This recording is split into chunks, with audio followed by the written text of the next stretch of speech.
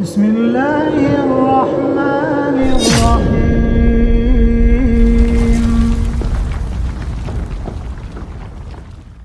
إقرارا به وتوحيدا وأشهد أن محمدا عبده ورسوله صلى الله عليه وعلى آله وصحبه وسلم تسليما مزيدا وبعد. Alhamdulillah, kembali kita memuji Allah Subhanahu wa taala serta bersyukur kepadanya atas limpahan karunia dan kenikmatan yang Allah Subhanahu wa taala berikan kepada kita semua, sehingga dengan kenikmatan tersebut kita pun masih bisa mendatangi salah satu rumah dari rumah-rumah Allah, yakni Masjid Al-Amin, dalam rangka melaksanakan dan menegakkan sholat maghrib secara berjamaah. Kemudian kita lanjutkan dengan majlis ta'lim, majlis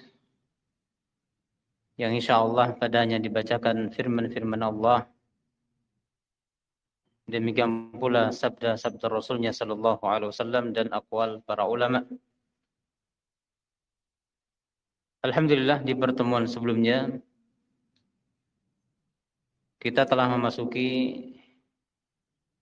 poin yang keempat, yang seharusnya bahkan wajib bagi setiap orang tua untuk mendidik anak-anak mereka, mentarbiyah anak-anak mereka mulai dari umur 7 tahun sampai 14 tahun, agar mereka mencintai para ulama, demikian pula mencintai para penguasa, para pemimpin. Karena antara ulama dengan penguasa ini bagaikan dua sisi uang yang tidak bisa terpisahkan. Nah, sehingga ulil amri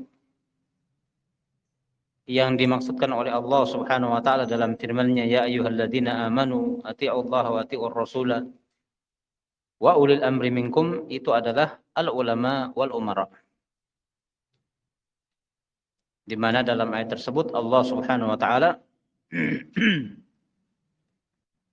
memerintahkan kepada kaum mukminin. Dan ini salah satu tanda kalau ayat ini adalah ayat Madaniyah, karena panggilannya khusus kepada kaum mukminin. Beda dengan ayat Makkiyah. Ya, rata-rata ayat Makkiyah panggilannya umum kepada semua manusia. Ya ayuhan nas, wahai sekalian manusia. Namun ayat ini khusus kepada kaum mukminin. Yang mana panggilan ini isinya adalah perintah. Perintah untuk mentaati Allah dan Rasul-Nya. Dan ketaatan kepada Allah dan Rasul-Nya ini adalah ketaatan yang mutlaqah, yang tidak ada tawar-menawar padanya. Tidak ada yang boleh dipilah-pilah. Naam, karena semua yang Allah perintahkan dan Rasulullah perintahkan itu adalah sesuatu yang hak. Adapun ulil amri minkum ini tidak mutlak, ya, namun muqayyad. Naam, selama mereka memerintahkan perkara yang ma'ruf, maka kewajiban bagi kita sebagai rakyat atau masyarakat as-sam' wa ta'ah, untuk mendengar dan taat kepada mereka. Tidak boleh kita menolak, membangkang, ya, terhadap apa yang mereka perintahkan selama dalam perkara yang ma'ruf. Kemudian kata Asy-Syaikh Abdus Salam As-Sulaiman Wa ya lil asafis syadid. Kita ulang kalimat ini. Anta qa'a fi majalisi ba'dil muslimina al-ghibata wan namimata lil ulama'i wal umara. Namun alangkah disayangkannya, kata beliau, terjadi di majelis-majelis sebagian kaum muslimin menggibahi dan mengadu domba para ulama dan para penguasa. Ya kalau di negara kita ya mungkin bukan sebagian, hampir semuanya majelis. Ya kan? Majelis-majelis ya masyarakat rakyat itu mesti membicarakan penguasa. Menggibah mereka. Dan itu sudah dianggap sebagai sesuatu yang layak. Ya. Sudah jadi kebiasaan. Nah, wa idharil akhta'i wa ibraziha, kemudian menampakkan kesalahan-kesalahan dan kekeliruan-kekeliruan penguasa dan ulama dibeberkan di majelis-majelis umum. Walau nadhara ahaduhum ila uyubi nafsihi wa akhta'iha lafaqat al-katsir mimma yaquluhu anhum. Seandainya salah seorang di antara yang membicarakan kejelekan para ulama dan para penguasa itu, seandainya mereka melihat aib dirinya, niscaya kesalahan dan aib dirinya itu lebih banyak dibandingkan para ulama dan para penguasa. Nah, tapi itulah manusia seringnya melihat kesalahan orang lain tanpa melihat kesalahan diri sendiri. Padahal kalau kita perhatikan, kita tunjuk orang dan sebut kesalahannya, jari kita yang tertuju kepada orang itu cuma satu. Yang kembali kepada diri kita berapa? 4. Ya. Berarti kadang-kadang kita tahu kesalahan orang satu, tapi 4 kesalahan kita tidak tahu. Dan itu adalah merupakan aib. Nah, jazakallah. Merupakan aib.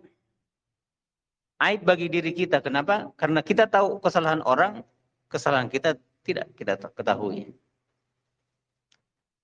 Dan ini termasuk bentuk meniru dan mencontoh orang-orang Yahudi. Sifat orang Yahudi itu tahu kesalahan yang terjadi pada kaum muslimin, tapi tidak mengetahui apa yang mereka terjatuh di dalamnya yang lebih besar daripada apa yang kaum muslimin terjatuh padanya. Di masa Rasulullah SAW, ya, orang Yahudi itu kalau ada sahabat yang mengatakan Masya Allah wa syi'ta, ya, apa yang dikehendaki oleh Allah dan dikehendaki oleh Muhammad SAW. Ini orang Yahudi paham bahwa ini adalah kesyirikan. Tapi ini hanyalah syirik kecil.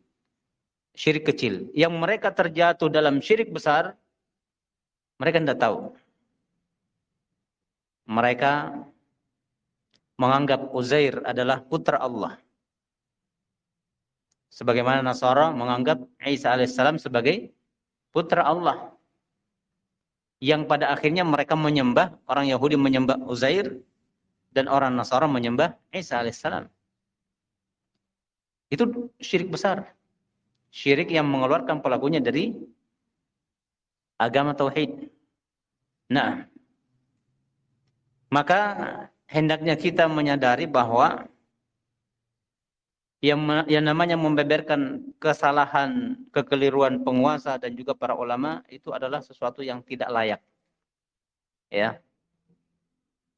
Nah, wa kafa bil mar'i isman ayyuhadditsa bi kulli ma sami', dan cukuplah seseorang melakukan dosa apabila dia menyampaikan semua perkara yang dia dengar tanpa disaring. Ya. Jadi layaknya seperti koran berjalan, ya kan? Surat kabar berjalan. Jadi apa yang terdengar oleh telinga itu keluar melalui lisan, disampaikan. Maka beliau mengatakan cukuplah itu sebagai dosa. Ya. Apa yang didengar langsung direkam dan kemudian disampaikan kepada orang lain. Tanpa memilah-milah apakah layak disampaikan atau tidak. Jadi seolah-olah apa yang terdengar oleh telinga itu adalah hasil yang harus disampaikan kepada orang lain. Ya. Terlebih lagi kalau itu adalah masalah-masalah rahasia yang tidak boleh disampaikan kepada orang lain. Hendaknya lisan kita menahan untuk mengucapkan dan menyampaikan kepada orang lain. Wa ya lil asafi ay annal abna'a yajlisuna fi mithli hadhil majalis. Dan alangkah disayangkannya anak-anak itu ikut duduk di majelis-majelis seperti ini. Di majelis di mana ya di situ penguasa dan ulama digibahi, diadu domba, anak-anak ikut mendengar. Wa yatalaqawna hadzal kalama bil qabul, dan mereka menerima ucapan orang yang ada di majelis tersebut. Ya. Jadi mereka terima, mereka dengar yang dibicarakan di majelis tersebut. Wa yakburuna ala kurhil ulama'i wal umara, sehingga anak-anak tadi karena dari kecil sudah terbiasa mendengar orang-orang besar, bahkan mendengar ayahnya sendiri ya membicarakan kejelekan ulama dan penguasa, akhirnya mereka tumbuh di atas perkara ini. Ya, menjadi besar di atas perkara ini, yakni di atas kebencian kepada ulama dan umara. Oh, ternyata ulama begini. Ternyata penguasa begini. Jadi tertanam dalam diri anak tersebut bahwa kalau begitu tidak boleh kita mencintai ulama. Tidak boleh kita mencintai penguasa. Kenapa? Banyak kesalahannya. Ya, banyak kesalahannya. Nah, berarti anak ini terdidik di atas perkara yang tidak baik. Ya. Benci kepada ulama, benci kepada penguasa. Padahal yang seharusnya anak-anak itu dididik untuk mereka cinta kepada para ulama. Kita sudah bacakan keterangan beliau, hafizahullah. Kenapa kita harus mencintai para ulama? Karena para ulama itu adalah pewaris para nabi. Yang menyampaikan ilmu para nabi itu siapa? Para ulama. Bukan orang-orang kaya. Iya kan? Bukan orang-orang yang berduit. Bukan orang-orang yang berpangkat. Tapi ada ulama. Ini berdasarkan penyampaian Rasulullah sendiri. Innal anbiya'a lam yuwarrithu dinaran wala dirhama wa innama warathul ilma faman akhadahu akhadha bihadin wafir.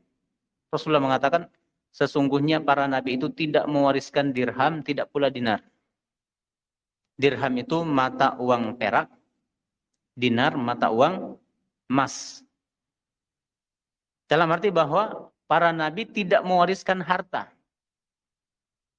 Tidak mewariskan harta. Nah, innama warathul ilmah. Tapi para nabi itu mewariskan ilmu. Maka siapa yang mengambil ilmu tersebut dari para nabi, maka mereka telah mengambil bagian yang banyak. Itulah para ulama. Ya.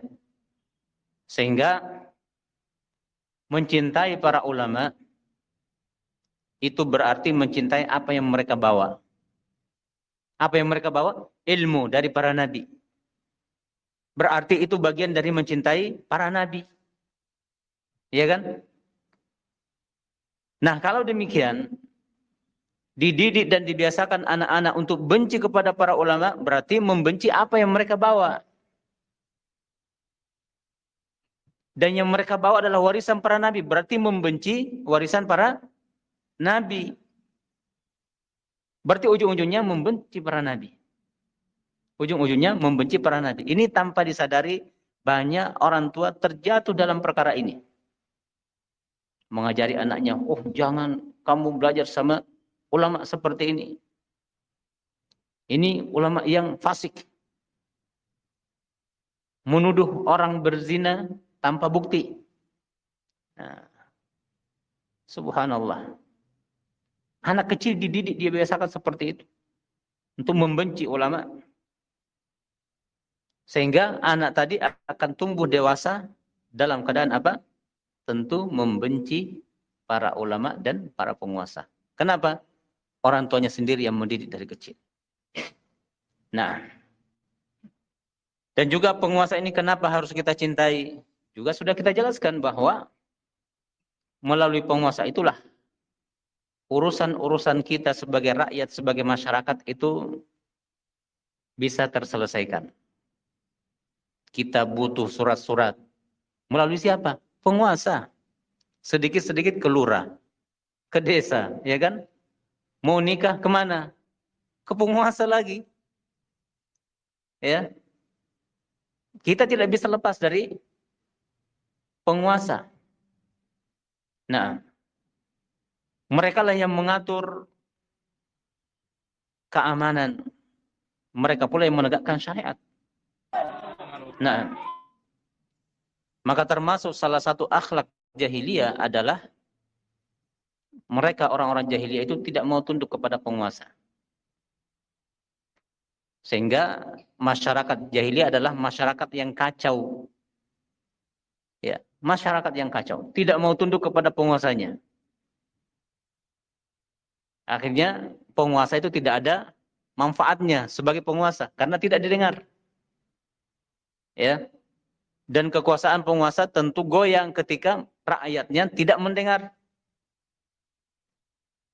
Penguasa kekuasaannya kuat kalau semua rakyatnya mendengar, ya kan? Semua taat, semua mendengar. Oh, berarti itu kuat kekuasaannya. Kalau pemilu bisa terpilih lagi, ya kan begitu.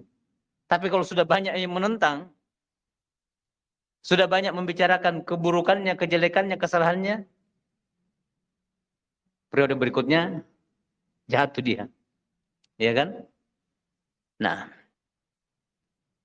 siapa yang menjatuhkan? Nah, itu orang-orang yang mulutnya tidak bisa dia tahan, mencaci, mencela penguasa. Mimma yusabbibul fitan wat tabdi' wat tafsik bighairi ilmin. Dari perkara-perkara yang menyebabkan terjadinya fitnah-fitnah. Ya, kemudian saling membid'ahkan dan saling memfasikkan tanpa ilmu. Nah, wa rubbama kana hadzal kalam alladhi yanqulu anhum aktsaruhu kizbun wa buhtanun bila hujjatin wala dalil. Dan bisa jadi ucapan yang dinukil dari mereka, mereka siapa? Mereka yang bermajelis tadi. Ya kan?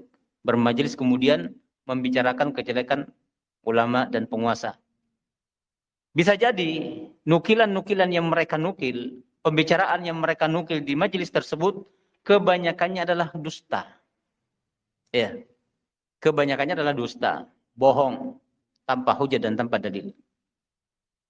Yurawijuhu a'da'ul Islam, yang itu dibuat laris oleh musuh-musuh Islam. Wa ada'u hadil aqidatis shafiyah, dan musuh-musuh akidah yang murni ini. Allati qamat 'alaiha hadil biladul islamiyah, yang di atasnya lah tegak negeri Islam ini. Yang diisyaratkan oleh nulis adalah ya Arab Saudi.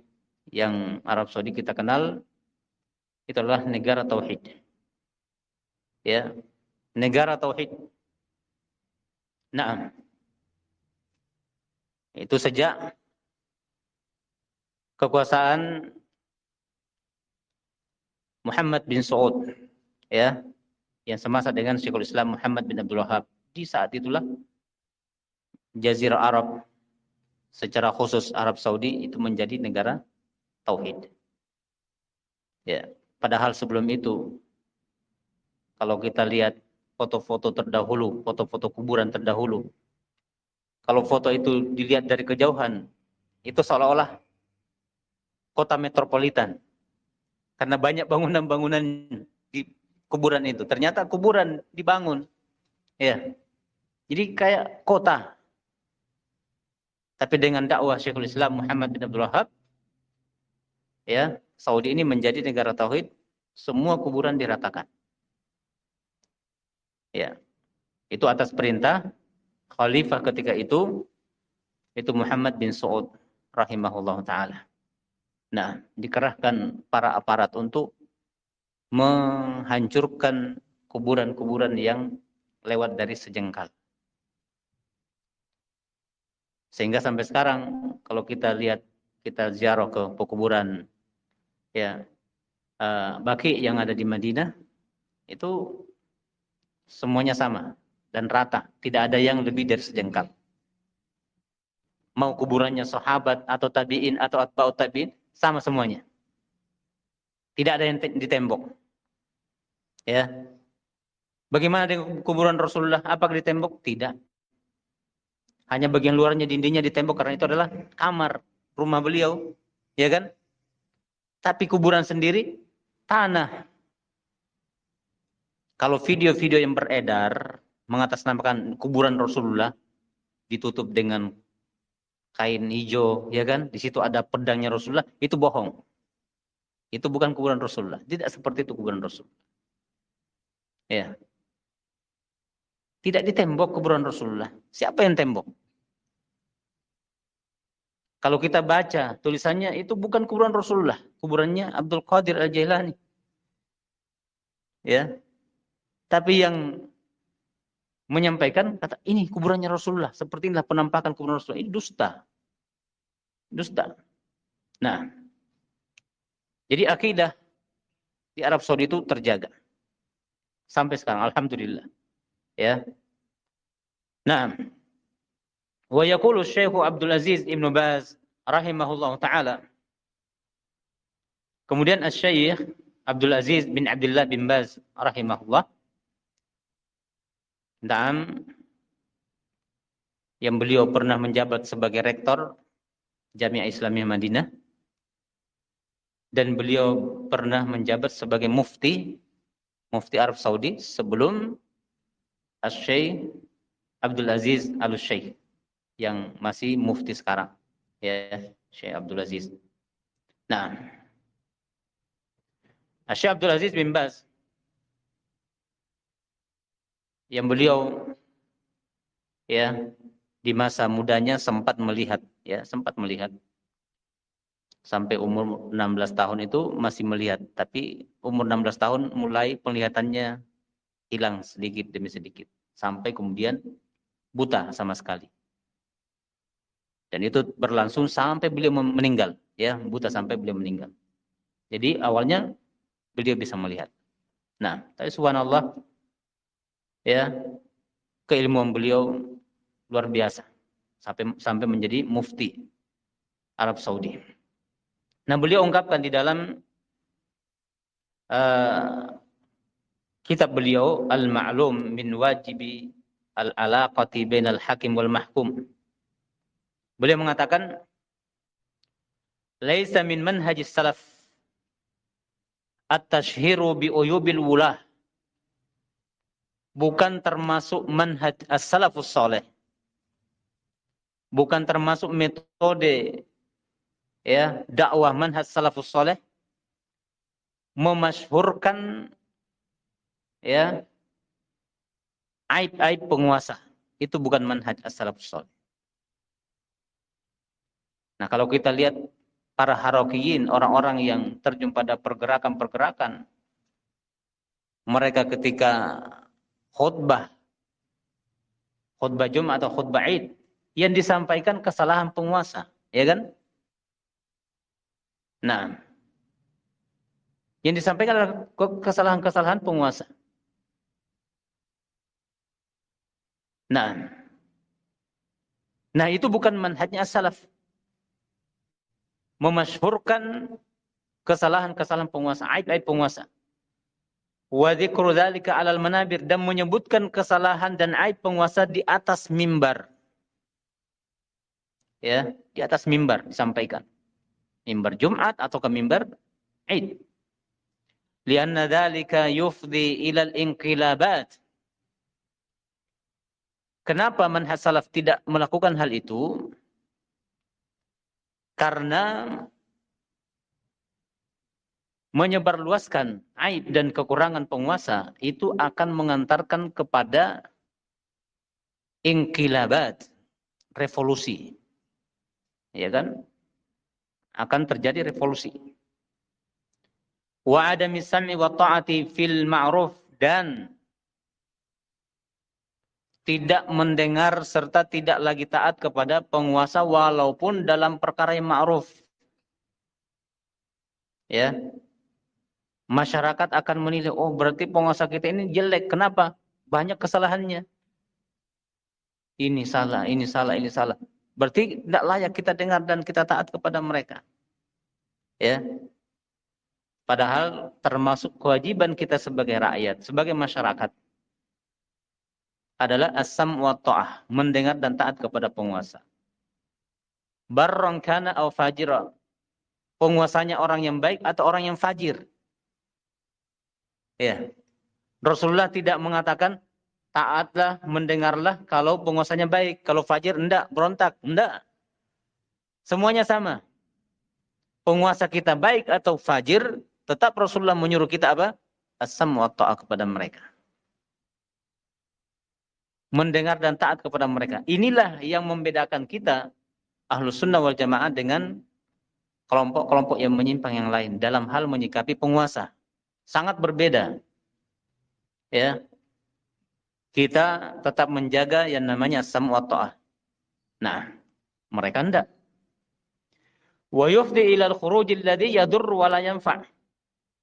Dan membeberkan aib-aib serta kesalahan-kesalahan penguasa ini akan mengantarkan kepada apa? Al-khuruj, kepada pemberontakan. Ya. Kepada pemberontakan. Akhirnya rakyat memberontak. Oh, kalau begitu gulingkan penguasa yang ada sekarang ini. Ya. Kemudian kita buat kekuasaan yang baru. Alladzi yadur, yang justru itu adalah kemudaratan. Ya. Wala yanfa', dan tidak memberikan manfaat. Kalau orang Khawarij, mereka mau merubah dengan cara apa?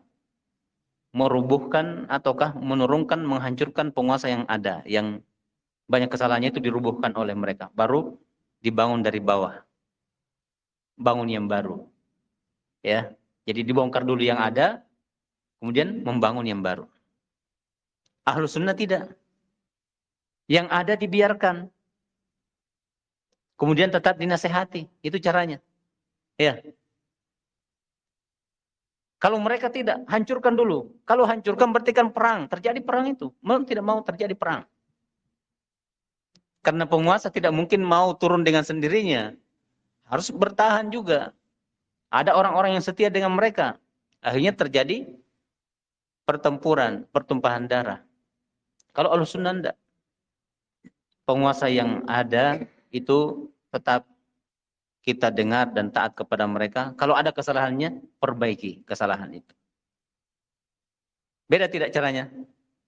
Beda. Sangat jauh berbeda. Kalau yang ditempuh Ahlussunnah, tidak terjadi pertumpahan darah. Karena tidak ada pemberontakan. Jangankan pemberontakan, demonstrasi saja enggak. Ya. Alhamdulillah Ahlussunnah tidak pernah demonstrasi. Kalau ada yang menamakan dirinya Ahlussunnah kemudian demonstrasi, nah itu masih dipertanyakan. Belajar manhajnya dan belajar akidahnya sampai di mana. Ya. Nah, kalau dia sudah paham manhaj salaf, dia tidak akan lakukan hal itu. Tidak akan demonstrasi, apalagi memberontak. Nah, tadi ini dengan membeberkan aib dan kesalahan penguasa, itu akan mendorong dan memotivasi rakyat untuk apa? Memberontak. Khuruj. Keluar dari penguasa yang ada. Tidak mau taat dan tidak mau mendengar mereka. Akhirnya kacau. Ya. Yang justru memudaratkan. Kenapa? Karena akan terjadi pertumpahan darah. Terbunuh sekian banyak jiwa kaum muslimin. Ya. Akan kacau. Nah, perekonomian tidak akan ya stabil ketika itu, keamanan juga demikian, karena perang. Apa penyebabnya? Menyebarluaskan aib dan kesalahan penguasa. Walakinna tariqatal muttaba'ah 'inda salaf.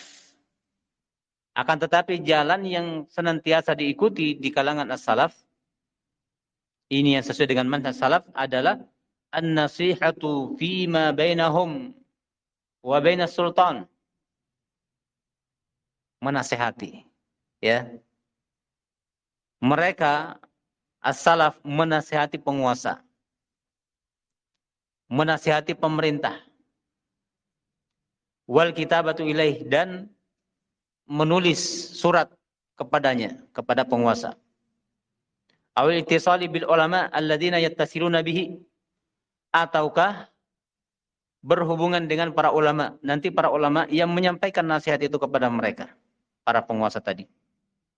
Nah, hatta yuwajjih ilal khair, supaya diarahkan kepada kebaikan. Ini cara Ahlus Sunnah wal Jamaah dalam menasihati pemerintah.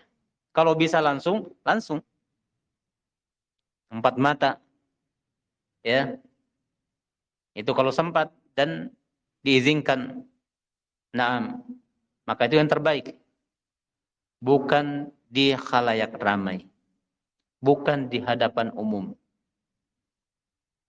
Yang kalau di khalayak ramai, di hadapan umum, bahkan di atas mimbar, itu namanya bukan nasihat. Tapi itu adalah menjadikan masyarakat yang awalnya tidak tahu kesalahan penguasa ini, tapi karena dibeberkan di situ, akhirnya jadi tahu. Oh, ternyata penguasa kita begini ya. Padahal tadinya tidak tahu. Kenapa masyarakat tahu? Gara-gara para dai yang tidak bermanhaj salaf yang membeberkan kesalahan mereka. Nah, selesai ucapan beliau, ini penukilan dari ucapan Syekh bin Baz rahimahullah ta'ala. Walaqad kana manhajus salafi 'adamul inkari 'alani wa tasyhiru bi akhta'i wulatil amri amaman nas lima yufdi dzalika ila al mafasidil 'azimati wal khuruji 'alaihim. Dan adalah manhaj as-salaf, metode as-salafus saleh, adamul inkaril 'alani, tidak mengingkari penguasa dengan terang-terangan. Ya. Tidak mengingkari penguasa di hadapan umum. Wa tashhir bi akhta'i wulatil amri, dan menyebarkan, memasyhurkan kesalahan-kesalahan penguasa amaman nas, di hadapan manusia. Lima yufdi dzalika ila al-mafasid al-azimah, karena ini bisa mengakibatkan kerusakan yang besar. Wal khuruji alaihim, dan bisa menyebabkan masyarakat akan memberontak kepada mereka. Ya. Keluar dari kekuasaan mereka. Nah, minimal apa? Menyuruh penguasa itu turun tahta. Ya kan? Suruh turun. Turun. Sebagaimana yang pernah terjadi di negara kita. Tahun berapa? 98. Nah. Ini. Presiden Soeharto turun dengan dipaksa turun, ya kan? Nah, padahal di masa beliau, ketika beliau berkuasa, tidak ada orang berani mencela penguasa, ya kan? Ya. Kalau ada yang berani mencela penguasa, sudah ditindak. Nah, sehingga penguasa itu punya wibawa di masa itu. Punya wibawa. Tidak dibicarakan di hadapan umum kesalahan-kesalahan mereka. Kalau sekarang pemerintah tidak punya wibawa. Ya, anak kecil pun mencela presidennya, ya kan? Anak kecil yang tidak tahu apa-apa. Kenapa? Ya karena bapaknya sering mencela seperti itu. Nah, ini kerusakan.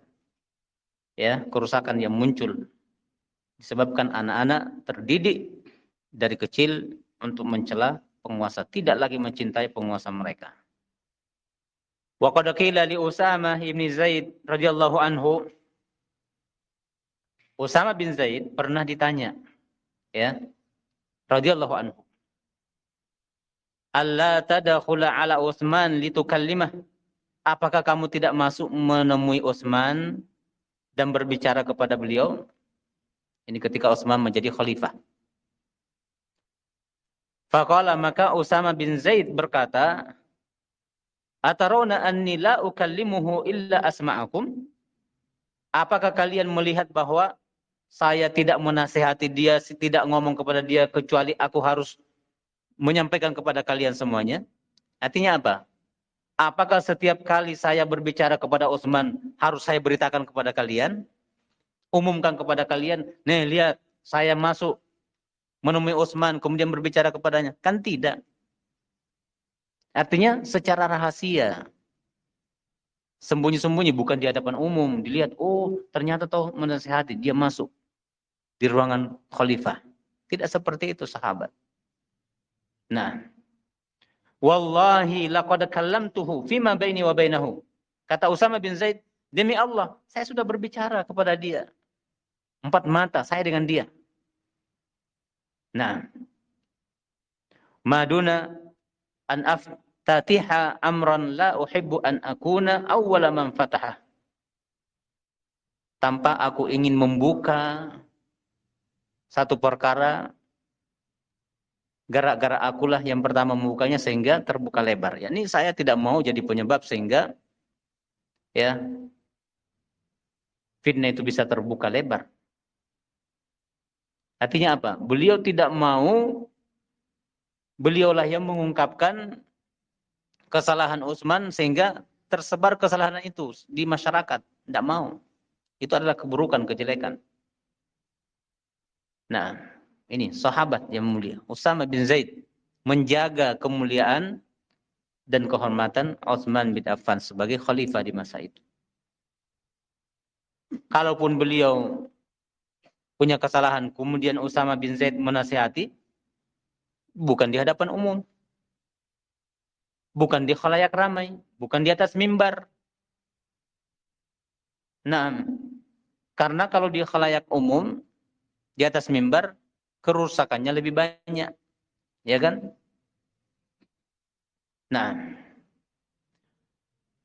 qala al-Qadhi Iyad rahimahullah, berkata al-Qadhi Iyad rahimahullah, muradu Usama, yang dimaksud oleh Usama, yang diinginkan oleh Usama, annahu la yaftahu babal mujaharah bin nakiri 'ala al-imami lima yakhsha min aqibati dzalika bal yatalattaf bihi wa yansahuhu sirra fadzalika ajdaru bil qabul. Maksud dari Usama bin Zaid bahwasanya beliau tidak mau membuka pintu mengingkari Utsman secara terang-terangan. Beliau tidak mau buka. Ya. Membuka pintu terang-terangan mengingkari penguasa.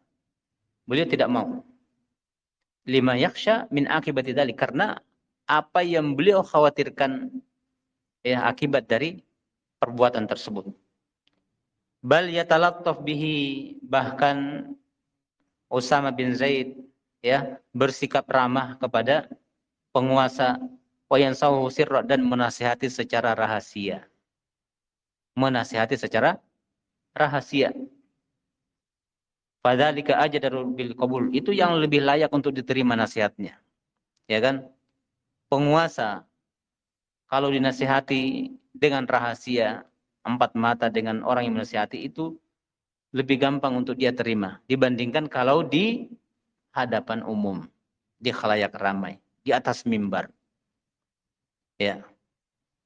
Nah, jadi ini merupakan tindakan yang benar yang dilakukan oleh siapa tadi? Usamah bin Zaid. Usamah bin Zaid. Nah, menunjukkan pula bahwa di masa pemerintahan Khalifah Utsman bin Affan, ada kesalahan, tapi itu tidak layak untuk kita sampaikan dan beritakan. Kenapa? Mereka khulafa ar-rasyidun. Khulafa yang 4 itu adalah orang-orang terbaik umat ini. Ya. Orang-orang terbaik pada umat ini. Nah, bahkan mereka adalah orang-orang terbaik, orang-orang yang paling afdal setelah para nabi dan para rasul. Bukankah umat yang paling afdal adalah umat Rasulullah? Dan umat Rasul yang paling afdal adalah siapa? Abu Bakar, kemudian Umar, kemudian Utsman, kemudian Ali. Sesuai dengan urutan kekhalifahan. Walaupun diperselisihkan oleh para ulama sunnah sendiri. Mana yang lebih afdal antara Utsman dengan Ali. Ini diperselisihkan. Sebagian ulama mengatakan Ali yang lebih utama. Karena lebih banyak riwayat yang menerangkan tentang keutamaan Ali dibandingkan riwayat yang menerangkan tentang keutamaan Utsman. Sebagian lain mengatakan Utsman lebih utama daripada Ali bin Abi Thalib. yakni urutan keutamaan sesuai dengan urutan kekhalifahan. Khalifah pertama siapa? Abu Bakar. Berarti beliau adalah sahabat yang paling utama. Khalifah kedua adalah Umar. Berarti Umar adalah orang yang paling utama kedua. Kemudian seterusnya Utsman, kemudian Ali. Nah, sehingga kalaupun ada kekeliruan dan kesalahan yang muncul dari mereka, itu tidak boleh kita ungkap. Ya. Kenapa? Karena mereka ini para sahabat adalah orang-orang yang diakui keimanannya oleh Allah di dalam Al-Quran. Bahkan sudah dikasih label oleh Allah, radhiyallahu anhum. Allah ridho kepada mereka. Sudah diridhoi oleh Allah. Kok kita biarkan kesalahannya? Tidak layak. Waradu'an, dan mereka pun ridho kepada Allah Subhanahu wa taala. Tapi bagi orang-orang yang menyimpang, itu enteng saja membicarakan kejelekan para sahabat. Oh, sahabat fulan begini begini begini. Kita Ahlussunnah menahan diri dari perkara itu. Ya. Ini dalam rangka kita mengamalkan sabda Rasulullah, la tasubbu ashabi. Rasulullah mengatakan, jangan kalian mencela sahabatku. Kalau membeberkan kesalahan itu adalah pintu untuk mencela mereka, kan begitu? Pintu untuk mencela mereka. Nah, maka Ahlussunnah tidak membeberkan kesalahan mana yang salah. Tatkala terjadi perang Siffin, perang Jamal, ya kan? Antara pasukan Ali dengan pasukan Muawiyah, antara pasukan Ali dengan pasukan Aisyah. Itu fitnah. Dalam arti bahwa terjadinya peperangan itu karena muncul fitnah. Dan yang namanya fitnah ya seperti itu, kadang-kadang kebenaran akhirnya tersamar. Ya, sampai saling menyerang satu dengan lainnya, padahal bukan sesuatu yang disengaja. Tidak mungkin para sahabat ingin membunuh saudaranya sendiri, kan? Secara normal tidak mungkin. Ya. Nah, insyaallah di pertemuan berikutnya kita akan membacakan ucapan Asy-Syaikh Muhammad bin Shalih Al-Utsaimin rahimahullah tentang perkara ini, ya. Nah, terkait bagaimana sikap kita terhadap penguasa kita, ya, beliau nanti akan ada ucapannya di sini yang insyaallah kita bacakan. Demikian pula Syekh Shalih Al-Fauzan hafizahullah, dan juga dalil-dalil dari hadis Nabi sallallahu alaihi wasallam yang dijadikan dasar oleh para ulama salaf dan al-khalaf untuk menunjukkan tidak bolehnya kita bermaksiat kepada penguasa. Nah, tidak bolehnya kita membeberkan kesalahan dan aib mereka. Wallahu a'lamu bissawab. Sampai